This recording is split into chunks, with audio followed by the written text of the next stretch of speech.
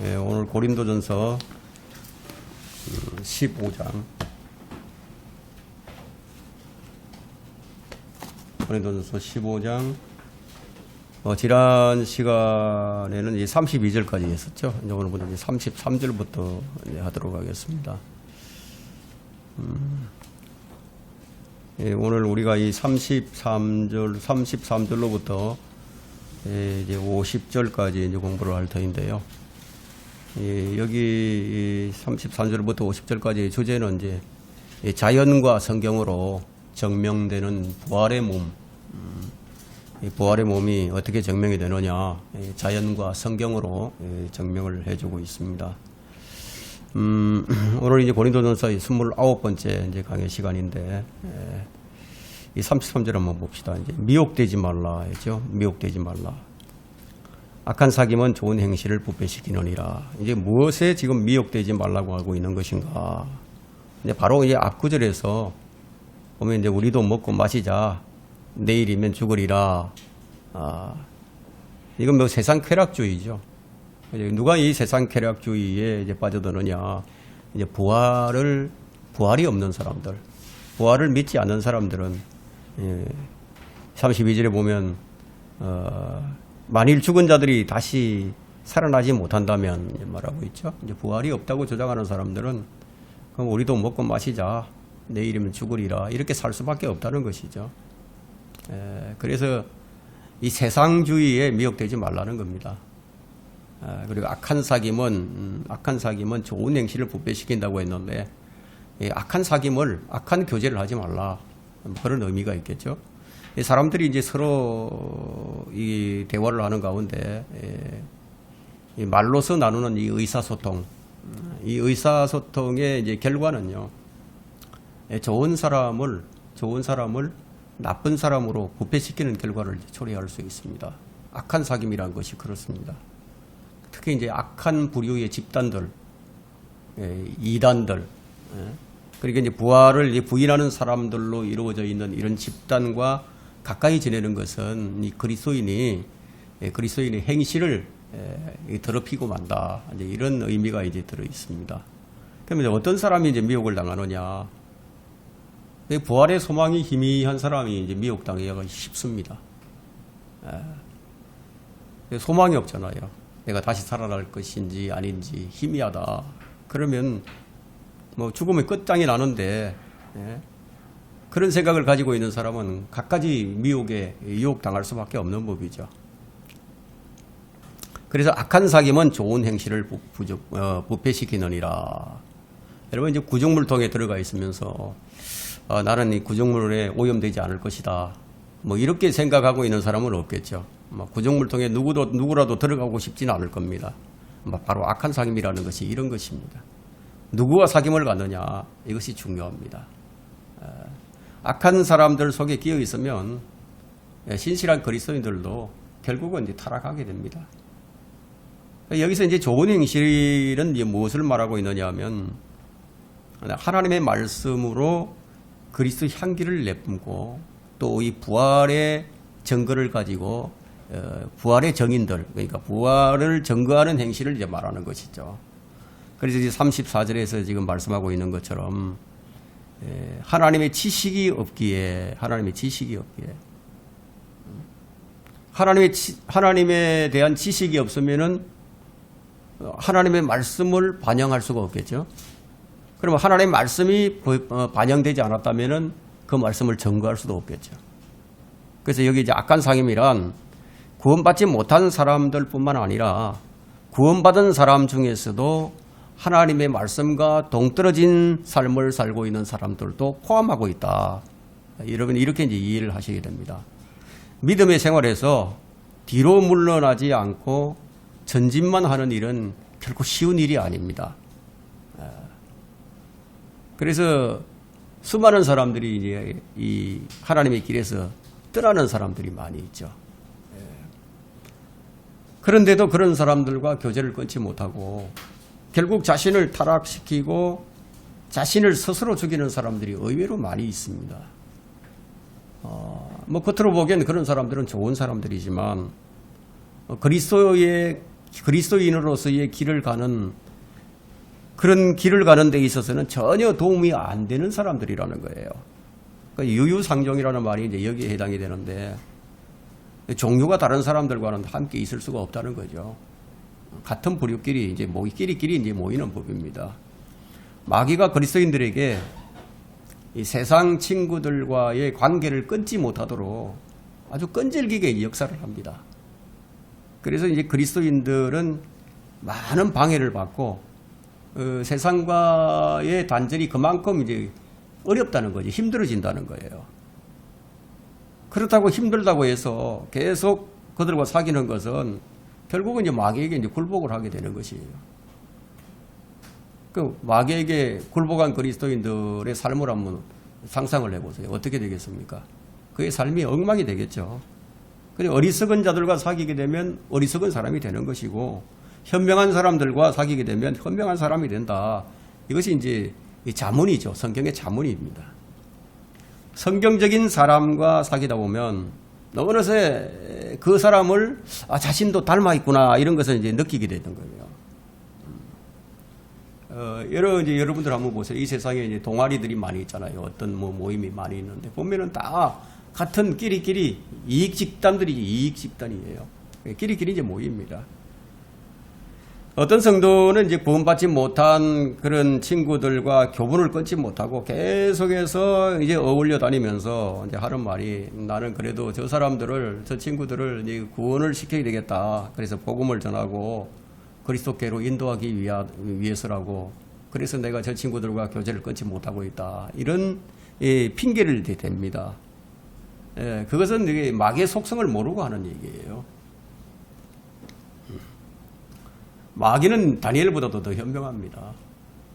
그래서 마귀는 그리스도인의 믿음을 파괴시키기 위해서 시선을 떼지 않고 틈을 노리고 있는 거죠. 기회를 지금 포착하고 있는 겁니다. 그래서 미혹되지 말라. 여기서 미혹되지 말라. 그런 말씀을 하고 있습니다. 34절에 보면 의에 대하여 깨어있고 그랬죠. 의에 깨어있다. 우리 어딘가에 깨어있어야 되는 거죠. 깨어있는데 우리는 의에 대해 깨어있어야 되는데 여기 깨어있다 이 말은 헬라어로서 에크네프 사테라는 단어인데요. 이 말은 어떤 의미가 있냐면 술 취한 상태에서 깨어나라 이런 뜻이 있습니다. 술 취한 상태에서 깨어나라. 그럼 술을 취해 있으면 사람이 제정신이 아니잖아요. 몽롱해 있는 거죠. 그런 상태에 있지 말고 깨어나라. 의에 대해서는 그렇게 깨어있으라는 거예요. 이 말은 이제 달리 말하게 되면 너희 분별력을 찾으라. 너희 분별력을 찾으라. 이런 말에 아주 잘 어울리는 단어가 아닐까 그렇게 생각을 해봅니다. 의에 대하여 깨어있고 이것은 단순히 도덕적인 문제만이 아니라 도덕적인 문제를 그 차원을 넘어서서 지금 교리적인 문제를 이제 논하고 있는 거예요. 교리적인 문제. 바울은 그의 서신 전체를 통해서 지금 올바른 교리를 주장합니다. 교회는 무엇으로 드러나죠? 행위로서 드러나는 거거든요. 어떤 교회는 어떤 이미지가 있어요. 그래서 건전하지 못한 교회는 결국 뭘로 드러나게 됩니까? 죄된 행동으로 드러날 수밖에 없는 거죠. 이제 바울이 의롭게 사는 것을 그 의롭게 생각하는 데 있어서의 실패와 이제 연관을 시키고 있는 것을 볼 수 있는데, 그것은 왜 그렇게 설명을 하느냐면 지성과 연관이 있기 때문이에요. 그래서 여기서 뭐라고 얘기하느냐. 하나님의 지식이 없기에. 하나님의 지식이 없다. 그리고 의롭게 사는 것을 하나님의 지식과 지금 연관시키고 있습니다. 이것은 이제 영적 분별력이 없는 상태를 얘기하는 거죠. 본장에서 지금 다루고 있는 악한 사귐이나 미혹은 결국은 이제 하나님에 대한 진정한 지식의 결여로서 생겨난 것이다. 이렇게 볼 수 있습니다. 하나님에 대한 지식이 없으면은 분별력도 없죠. 그러면 악한 자와 사귀는 것도 괜찮아 보이죠. 바울이 이제 그러한 결여를 얼마나 심각한 것으로 다루고 있는가는 지금 그 34절은 이제 마지막에 보면 내가 너희를 부끄럽게 하려고 이 말을 하노라. 여기에서 잘 드러나고 있습니다. 부끄럽게 하려고. 그러니까 결국은 이제 그리스도인이 되어가지고 하나님을 아는 지식이 없다. 그러면 그건 부끄러운 사람이에요. 그 자신이 너희들이 지식이 없다면은 부끄러운 줄 알아라 이런 뜻이죠. 그래서 어떤 사람이 죄를 짓느냐? 뭐 의에 대하여 깨어있지 않은 사람이 죄를 짓는다는 거예요. 의에 대해서 깨어있지 않으면 어떤 형태로든지 죄를 짓게 되어 있습니다.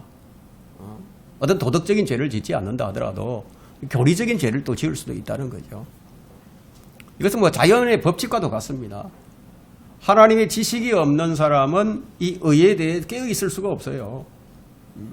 그리스도인이 하나님을 아는 지식이 없다면 뭐 구원받지 못한 자들이나 뭐 별반 다를 바가 없는 것이죠. 그리고 그리스도에 대한 교리에 대한 기초는 적어도 그 정도는 알고 있어야 됩니다. 그리스도에 대한 교리의 기초. 여러분이 그리스도에 대한 교리의 기초가 무엇인지 아세요? 그리스도에 대한 교리의 기초. 제가 이제 여러분들에게 이제 질문하는 거예요. 그리스도에 대한 교리의 기초가 뭐냐? 그럼 몇 가지가 있느냐? 여러분 히브리서 6장 1절 한번 펼쳐보세요.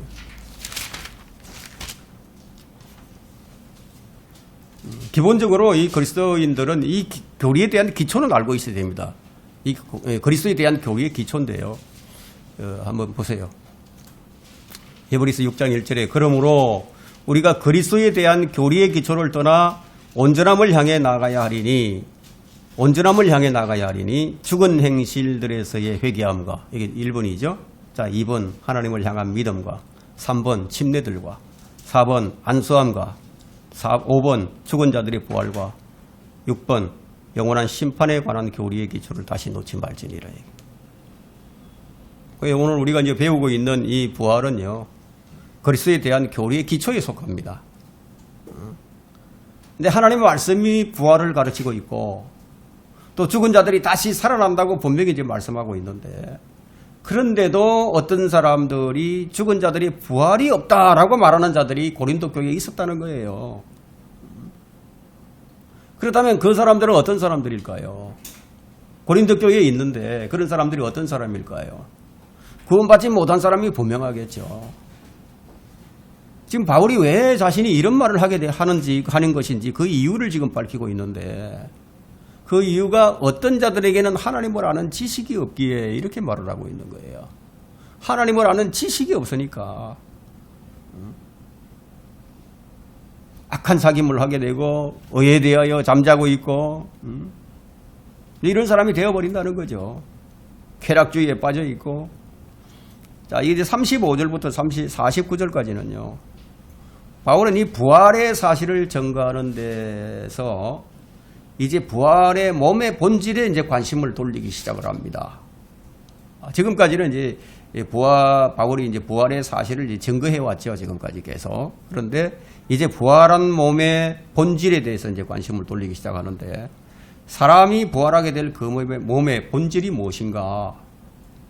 이 사람의 몸이 다 분해되어 버린다면은 다 분해되어 버렸는데, 그런데 어떻게 부활할 수 있다는 말인가? 예? 무덤에 묻힌 사람들은 뼈가 다 썩어버렸어요. 예?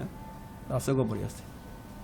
예? 다 부식이 돼버렸고, 벌레가 다 먹어버렸고, 또 화장터에서 화장을 시킨 사람들은 다 가루가 돼가지고 뭐 다 공중 분해가 다 돼버렸단 말이에요. 분해가 돼버렸다 이게. 그런데 그런 사람들이 어떻게 다시 살아날 수 있는가라는 질문은 오늘날에도 그렇게 생소하지 않는 그런 질문입니다. 믿지 않는 사람들은 다 그렇게 생각을 하죠. 바울은 그러한 반론에 수학의 기적을 제시함으로써 지금 맞서고 있는 거예요. 수학, 열매를 거두는 것. 씨앗은 땅 속에 파묻히죠.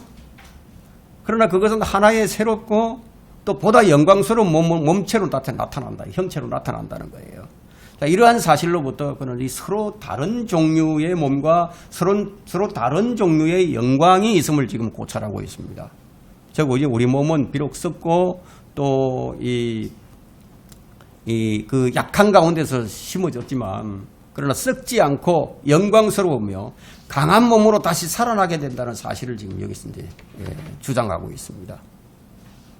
하나님의 능력은 바로 이런 것에서 적합하다. 하나님께서는 우리가 이 땅에서의 삶에 적합한 몸을 가지도록 섭리하신 것처럼 또한 우리가 하늘나라에서 존재하기에 적합한 몸을 가지도록 섭리해 주실 것이라는 거예요. 이 바울의 사상의 근본이 되는 것이 뭐냐? 내세가 이생보다 더 영광스러우리라는 그런 사상을 가지고 있었습니다. 그게 바울의 근본 사상이에요. 35절과 36절을 보겠습니다. 그러나 어떤 사람들이 말하기를 죽은 자들이 어떻게 일으켜지며 또 어떤 몸으로 오는가, 어떤 몸으로 오는가. 지금 이렇게 얘기하고 있죠. 너 어리석은 자야, 네가 뿌린 씨가 죽지 않으면 살아나지 못하리라. 자, 이 죽은 자들이 어떻게 일으켜지며 또 어떤 몸으로 오는가, 이런 질문을 할 정도라면은 그 사람의 영적 상태가 어떠한지 우리가 알 수가 있죠. 그 사람이 하나님을 안다고 말을 할 수 있을까요? 어쨌든 이 고린도 교회에 이런 사람들이 끼어 있었다는 거예요. 그러면 이런 자들을 일깨워 주기 위해서 바울은 이제 가장 쉬운 방법으로 설명을 해 나가는 거예요. 부활을 믿지 않는 자들은 죽은 사람이 다시 살아난다면 어떤 육체를 입고 살아나겠느냐, 뭐 개로 태어나겠느냐, 소로 태어나겠느냐, 뭐 불교에서는 환생설을 얘기하죠. 환생, 뭔가 환생을 한다, 뭐 그런 주장을 하는 것처럼 말이죠. 어떤 육체를 입고 살아나겠느냐, 계속 지금 이제 의문을 갖고 있습니다. 바울은 이런 사람들을 두고서 36절에서 너 어리석은 자야 라고 이제 면박을 주는 거죠. 야, 그것도 모르느냐 하고 면박을 줍니다. 네가 뿌린 씨가 죽지 아니하면 다시 살아나지 못하리라. 씨 뿌리는 것을 지금 비유를 들어서 얘기합니다. 씨에 살아나는 여부가 뭐죠? 그것이 먼저 씨가 죽었느냐, 그 여부에 달려있죠. 그리고 이제 37절에서 농부가 씨를 뿌리는 것을 비유적으로 지금 부활을 이제 설명해 나갑니다. 37절을 보세요. 또 네가 뿌리는 것은 앞으로 될 형체를 뿌리는 것이 아니라 밀이나 다른 씨앗의 알맹이일 뿐이나, 밭에다가 옥수수를 심건 뭐 밀을 심건 간에 보리를 심건 간에 씨를 뿌리고 나서 몇 주 동안 기다리면서 거기서 싹이 돋고 가지가 나와 결국은 이제 새로운 열매를 맺게 되죠. 새로운 열매를 맺는단 말이에요. 그러면 그 심었던 그 씨앗은 땅 속에서 썩어지죠. 썩어지고 그 대신에 거기서 싹이 돋고 가지를 뻗고 잎이 달리고 꽃이 피고 때가 되면 열매를 맺는다니, 그 모습 전체를 한번 상상을 해봐라, 생각을 해보라는 거예요. 단지 씨를 뿌렸을 뿐인데 근데 새로운 형체가 생긴다. 그렇게 되는 원인이 뭐냐, 그걸 38절에서 지금 설명을 합니다. 하나님께서는 자기의 뜻대로 씨앗에다 형체를 주시되 씨앗마다 그 고유한 형체를 주시느니라. 그 씨앗에 어떤 형체를 하나님께서 주셨다는 거예요. 뭐 스스로 있는 것이 아니라 하나님께서 모든 씨에 어떤 형체를 두셨다는 거예요. 새로운 형태의 생명을 주시는 분이 누구신지 여기서 밝히고 있죠. 하나님께서 그렇게 하셨다. 그러니까 식물이나 사람은 그들 자신의 의지에 따라서 다시 살아나는 것이 아니다. 그렇다고 그들이 우연히 살아나는 것도 아니다. 그렇게 하는 것이 하나님께서 정하신 길이기 때문에 그렇게 되는 것이 아니냐, 이렇게 지금 설명을 한단 말이에요. 이 부활한 우리 몸도 이와 같다. 우리 몸도 그렇게 된다는 거예요. 자, 우리의 죽은 몸은 땅속에 묻혀버렸죠. 야, 근데 거기서 싹이 나고 가지를 뻗고 잎이 달리고 꽃이 핀다. 바로 이것이 부활할 우리가 입게 될 새로운 몸이라는 거예요. 새로운 몸. 어떤 몸으로 오느냐, 이렇게 새로운 몸으로 온다. 이 새로운 몸은 하나님께서 자기 뜻대로 씨앗에다 형체를 주시되 그 씨앗마다 가진 고유한 모습대로 주신다는 거예요. 이런 비유로서 바울은 이 몸의 부활을 36절부터 38절에서 아주 명쾌하게 지금 설명을 해주고 있습니다. 바울은 이 몸의 부활을 이해하지 못하는 사람은요, 이 고린도 교회 일부 사람들에게 부활의 의미를 지금 분명하게 제시를 합니다. 이 35절에 보세요. 35절에 그러나 어떤 사람들이 말하기를 죽은 자들이 어떻게 일으켜지며 또 어떤 몸으로 오는가라고 말하고 있죠. 오늘날에도 죽은 자들이 다시 살아난다는 사실을 믿지 못하기 때문에 그래서 구원받지 못하는 사람들이 참 많이 있습니다. 그 부활을 어떻게 믿느냐? 죽은 자들이 살아난다. 그게 말이 되느냐? 응?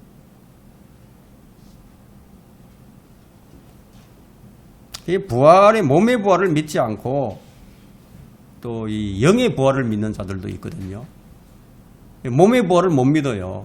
몸이 끝났는데 어떻게 살아나느냐. 부활을 하긴 하는데 영으로 부활한다. 이렇게 주장하는 사람들이 있었어요. 그게 영지주의자들이죠. 그런 자들이 오늘날에도 있어요. 오늘날에도 들어 있습니다. 감리교회는 그런 사람들이 들어 있습니다. 제가 그런 사람들을 많이 만나봤습니다. 39절에 한번 보세요. 모든 육체가 다 같은 육체는 아니니 어떤 것은 사람의 육체요, 어떤 것은 짐승의 육체며 어떤 것은 물고기의 육체요, 또 어떤 것은 새의 육체라. 과거의 이제 과학자들은요, 모든 육체가 어떤 공통적인 그런 성분들이 모여서 구성되는 것으로 그렇게 보았습니다. 지금도 그런 과학자들이 들어 있어요. 여전히 있습니다. 그러나 이 성경은 모든 육체가 다 같은 육체가 아니다. 이게. 그리고 그 육체들은 사람의 육체, 짐승, 물고기, 새 이 네 가지로 나누고 있는데, 자, 이것은 우리 창세기 1장에서 우리가 이미 이제 그걸 봤어요. 하나님께서 그렇게 구분해서 창조를 하셨는데, 근데 뭐가 가장 먼저 창조가 되었느냐? 물고기가 가장 먼저 창조가 됐어요. 물고기가.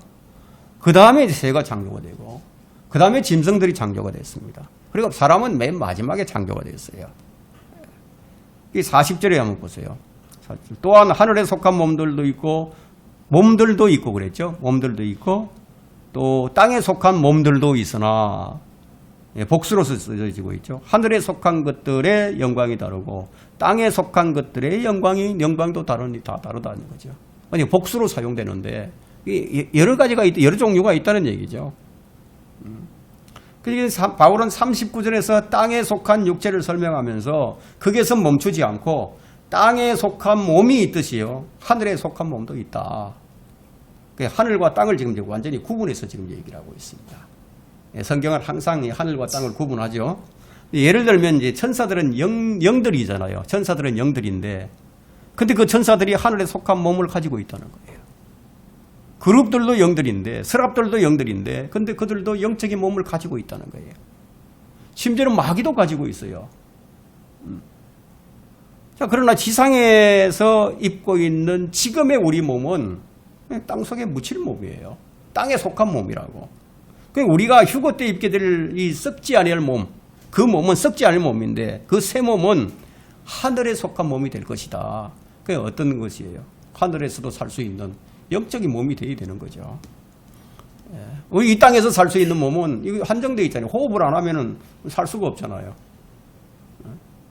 하늘에 속한 몸은요, 이 산소가 필요 없어요. 41절에 하나는 해의 영광이요, 또 하나는 달의 영광이며 또 다른 하나는 별들의 영광이니 이는 영광에 있어서 한 별이 다른 별과 다르기 때문이라. 이제 몸에 대한 그 부분, 부활한 몸에, 새로운 몸에 대한 그런 구분만 하는 것이 아니라 이 영광에 대한 구분도 지금 이제 나누고 있는데, 그것도 역시 이제 하늘에 속한 것도 있고 땅에 속한 것도 있다. 그러니 하늘에 속한 것들도 그 영광이 다 다르다는 거예요. 그걸 무엇으로 지금 이제 설명을 하느냐면, 태양의 빛이 달의 빛보다 더 밝죠. 그리고 또 어떤 별은 그 광채가 태양보다 더 밝은 것도 있다. 그러니까 별들끼리 서로 그 영광이 다 다르다는 거예요. 이 바울의 눈에 지금 보이는 것마다 이와 같은 서로 상이함의 원리를 지금 이제 바울이 보고 있는 거예요. 이제 그것은 하나의 경이로운 이제 우주이고, 또 하나님께서 그 안에 많은 사물을 두셨는데, 즉 영광스러운 사물들을 두셨어요. 근데 그 사물들은 서로가 뚜렷하게 다른 것이라는 거예요. 영광이 다 다르다는 거예요. 자, 이것은 부활하여 땅에 속한 몸들이 어떻게 서로 다른지를 지금 나타내는 하나의 예정이라고 할 수 있습니다. 이제 몰몬 교도들은 여기에서 좀 비약을 합니다. 비약적인 해석을 해서 부활한 사람들이 하늘에서 누리게 될 영광이 마치 무슨 뭐 성직자 계급의 차이가 있는 것처럼 그렇게 설명을 하지만 이것은 여기서도 지금 언급하고 있듯이 해는 해의 광채를, 달은 달의 광채를, 그리고 별은 별들의 광채를 뭐 서로 다르게 간직하리라는 것을 말하고 있을 뿐이에요. 구원받은 그리스도인들은 예수 그리스도의 영광스러운 몸을 입게 되어 있습니다. 이거 뭐 부인할 수 없는 사실이죠. 성경이 증거하고 있고, 또 42절에 보면 죽은 자들의 부활도 이와 같으니 썩을 것으로 심겨져 썩지 아니할 것으로 일으켜지며.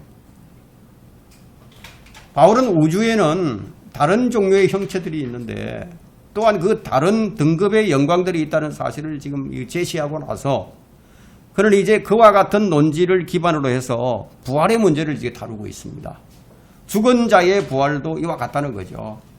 이제 우리는 썩을 몸으로 태어났습니다. 우리는 썩을 몸으로 심겨진 것이에요.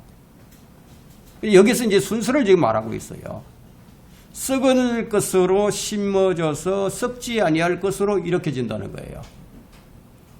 사람은 곧바로 그냥 썩지 않을 몸으로 그렇게 태어나는 사람은 아무도 없어요. 다 썩을 몸으로 심겨져서 썩지 않을 몸으로 일으켜진다는 거예요. 이 땅에 살다가 죽으면 그 몸은 이제 땅 속에서 썩어버립니다. 그러니 부활한 몸은 썩지 않는다는 것을 여기 말하고 하고 있습니다. 자, 이것은 이제 저주의 부활도 마찬가지예요. 저주의 부활을 한 사람도 몸이 안 썩어요. 썩지 않아요. 부활한 몸은 영원히 썩지 않는 거예요. 다만 그 차이가 있죠. 영광이 다르니까. 저주의 부활을 한 사람들은 영원히 썩지 않는 몸을 입게 되지만 그것은 그 영광이 불못에서 영원히 고통을 받으며 살아야 하는 거죠. 영원토록. 영광이 다르죠.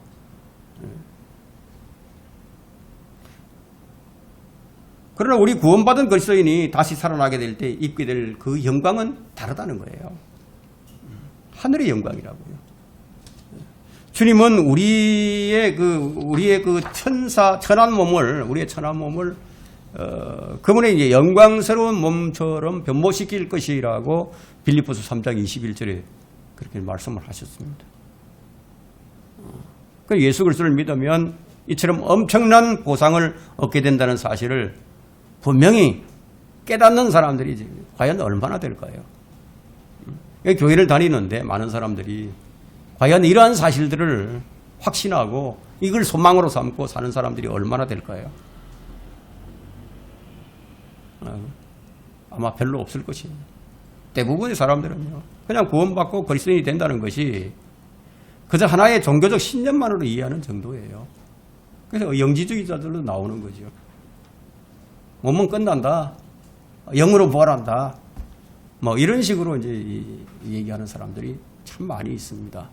이 43절을 보겠습니다.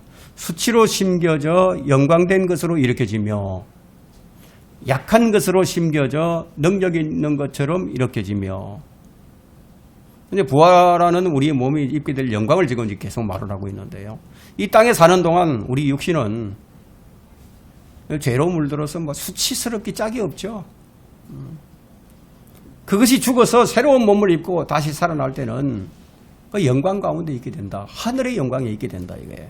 이 땅에 사는 동안 우리 육체는 과연 이 세균 몇 마리에도 망가질 정도로 정말 보잘것없잖아요.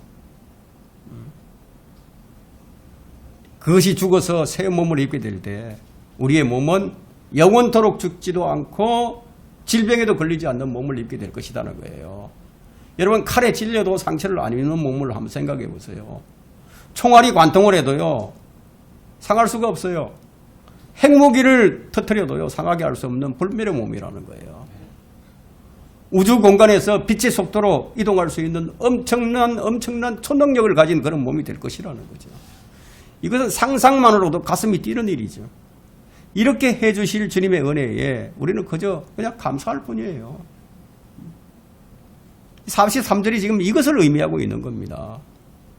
수치스러운 우리 몸이 영광된 것으로, 이 약한 몸이 능력 있는 몸으로, 여러분 천사가 하룻밤에 몇만 명을 죽이는지 아세요? 18만 명을 죽였어요.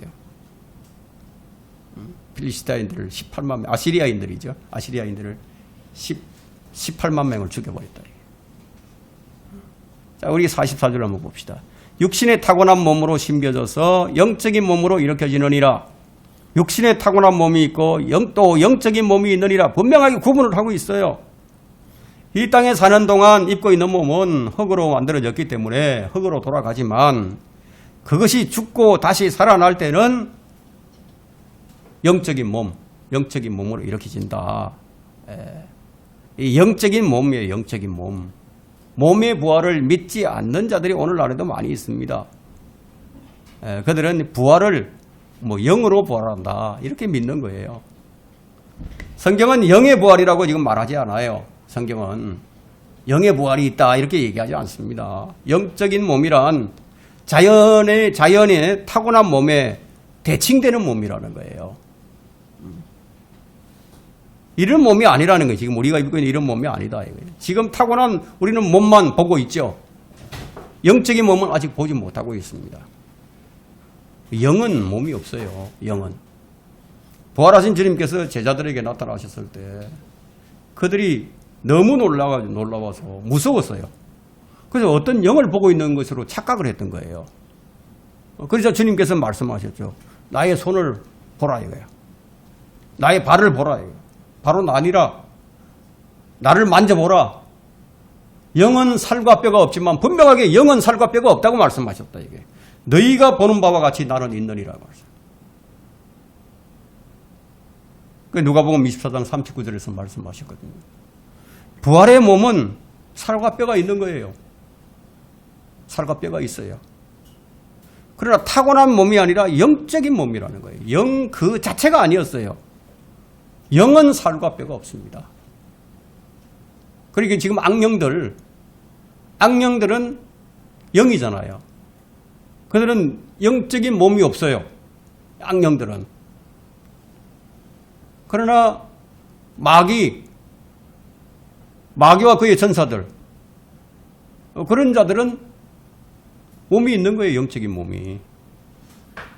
천사들이 이 땅에 오면 무엇으로 나타나죠? 사람으로 나타난다. 몸이 있는 거예요. 사탄은 큰 붉은 용이잖아요. 몸이 있는 거예요. 자, 45절 봅니다. 따라서 이와 같이 기록되었으니 첫사람 아담은 살아있는 혼이 되었느니라. 함과 같이 마지막 아담은 살려주는 영이 되었느니라. 이제 바울이 이제 자신의 논증을 아주 특징적으로 마무리 짓기 위해서 지금 성경적 근거로 다시 돌아온다. 이게. 지금까지는 이 씨에 대해서 육체 이런 걸 가지고 쭉 설명을 하면서 이제 다시 이제 성경으로 돌아와서 따라서 이와 같이 기록되었으니 하고 성경으로 다시 돌아와서 이것은 그가 스스로 생각해낸 것이 아니라는 거예요. 첫사람 아담은 창세기 2장에서 기록된 바와 같이 살아있는 혼이에요. 살아있는 혼이 되었단 말이에요. 그러나 이게 마지막 아담은 그렇지 않다는 것입니다. 예수 그리스도는 인간의 육체를 입고 오셔서 부활하심으로써 새 생명의 표본이 되셨어요. 그리고 성령을 통하여 사람들에게 새 생명을 주어서 살려주는 영이 되신 거예요. 첫사람은 아담의 영이 아니에요. 첫사람 아담은 영이 아니라고 말이에요. 그냥 살아있는 혼이었습니다. 그래서 이 혼이 이제 우리가 구원을 받아야 된다. 그래서 베드로전서 1장 9절에서는 믿음의 결과가 나오죠. 믿음의 결과 곧 너희 혼들의 구원을 받았습니다. 혼의 구원을 지금 말하고 있는 겁니다. 46절과 47절을 보겠습니다. 그러나 영적인 몸이 먼저가 아니요 타고난 몸이며 그 다음이 영적인 몸이라. 첫째 사람은 땅에서 나서 흙으로 만들어졌으나 둘째 사람은 하늘에서 나신 주신이라. 영적인 몸은 이제 앞에서 우리가 충분히 이제 말씀을 드렸고, 그러나 여기서는 지금 어떤 순수를 말하고 있는데요. 흙으로 만들어진 몸이 먼저이고 그 다음에 영적인 몸이다. 이 순수를 얘기하고 있고요. 47절에서는 지금 하늘에서 나신 주신이라. 이 말의 의미는 이 둘째 사람 주 예수 그리스도는 하늘에서 나신 주, 그분의 정체를 지금 말하고 있는 거예요. 예수 그리스도가 어떤 분이신지 하늘에서 나신 주라는 거예요. 주님이시라는 거죠. 하나님의 성육신을 지금 말하고 있는 겁니다.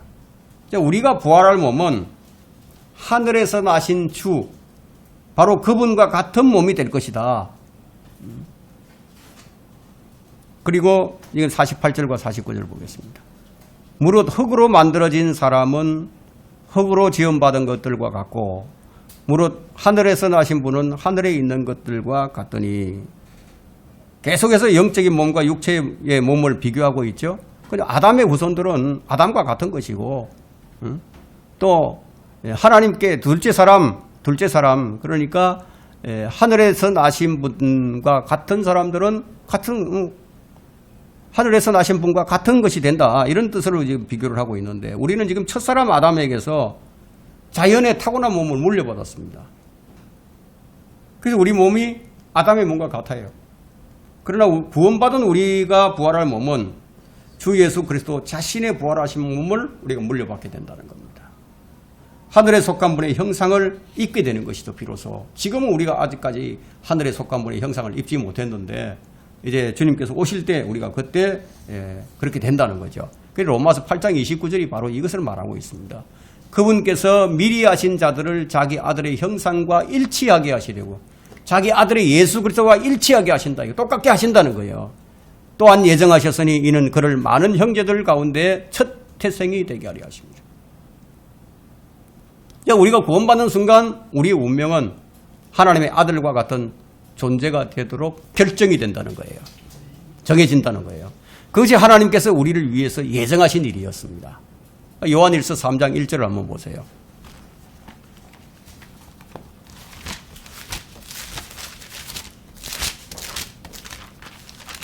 요한일서 3장 1절. 보라, 아버지께서 어떠한 사랑을 우리에게 주셔서 우리로 하나님의 아들들이라 불리게 하셨는가. 그러므로 세상이 우리를 알지 못하나니 이는 세상이 그분을 알지 못했기 때문이라. 어떠한 사랑을 우리에게 주셔서 우리로 하나님의 아들들이라 불리게 하셨느냐. 이게 하나님의 아들들이라고 해서 이 아들들이라고 하니까 나는 여자인데 그런 걱정할 필요 없어요. 주 예수 그리스도를 믿고 구원받으면요, 여자건 남자건 모두 하나님의 아들들이라 불리게 됩니다. 하나님의 아들의 형상과 일치하게 된다 이거예요. 남자도 여자도 모두가 다 부활한 몸으로 입게 될 때는 예수 그리스도의 형상과 일치한 그런 몸을 입게 된다. 자, 여기서 우리가 일치라는 단어를 우리가 생각해 볼 때, 일치라는 것을 우리가 어떻게 이해할 수 있죠? 일치한다. 자, 우리가 이제 그림을 이렇게 딱 포개 놓았을 때, 서로 오차가 없이 딱 일치하게 될 때, 그것을 가리켜서 우리는 일치한다 이렇게 얘기를 하죠. 일치란 바로 이런 거예요. 그러니까 예수 그리스도의 형상과 일치한다. 그래서 구원받은 사람이라면 남자건 여자건 모두가 다 하나님의 아들의 형상과 일치하게 된다. 격정 말하자면 부활하신 그리스도의 몸과 똑같이 된다는 그런 이야기예요. 근데 그때 그 몸을 입게 되면요, 자, 예수님께 어떤 사람을 소개할 필요가 없었잖아요. 이 사람은 어떤 사람이고 저 사람은 어떤 사람이고 이렇게 설명할 필요가 없었죠. 예수님은 사람을 딱 보면 저 사람이 누군지 그냥 다 알아버려요. 그 사람의 속성까지도 다 알아버렸다. 우리는 그때 똑같은 모습을 다 하고 있는데요, 우리가 예수 그리스도의 치적 능력을 갖추고 있기 때문에 서로 이게 못 알아본다, 같은 모습을 하고 있으니까 못 알아본다, 이건 말도 안 된다는 거예요. 우리가 초자연적인 존재가 될 것이니까. 하늘에서의 일을 땅에서의 감정과 지각으로 우리가 생각할 필요가 없다는 거예요. 그곳에서는 그곳에 맞는 감정과 지각으로 모든 것을 판단하게 될 것이라는 거예요. 그래서 성경은 빌립보서 3장 21절에서 우리의 천한 몸을 그분의 영광스러운 몸과 같이 변모시키리라고 그렇게 말을 하고 있다는 거예요. 우리가 부활하여 그분의 몸과 같이 되면은 우리는 그분과 같이 음식을 먹을 수도 있고 먹지 않을 수도 있다는 거예요. 안 먹는다고 죽는 게 아니라는 거예요. 성경은 그들이 다시는 굶주리지 않고 다시는 목마르지 않을 것이며 라고 계시록 7장 16절에 말씀하고 있습니다. 그래서 위장에 내 위에서 소화를 시키고 세포에서 영양소를 흡수하고 이런 생물학적인 과정을 거칠 필요가 없다는 거예요. 그래서 부활하신 예수 그리스도는 제자들이 보는 앞에서 음식을 드셨어요. 이처럼 영적인 몸은 상상하기 어려운 초능력을 이제 가진 몸이에요. 구원의 능력은 영원한 생명을 누리는 그런 능력을 이제 보장을 합니다. 눈에 보이고 만져볼 수 있는 몸이면서 자연의 법칙을 초월하는 그런 영적인 몸이라는 거예요. 우리가 구원받는 것은 단지 지옥에 가지 않는 것만을 말하는 것이 아니라는 겁니다. 이처럼 상상하기 어려울 만큼의 큰 보상을 받게 된다는 거예요. 50절을 보겠습니다. 그러나 형제들아 이제 내가 이것을 말하노니 혈과 육은 하나님 나라를 상속받을 수 없으며 썩을 것은 썩지 않을 것을 상속받을 수 없느니라. 시간이 많이 지났으니까 여기까지만 하고요. 다음 시간에 계속하도록 하겠습니다.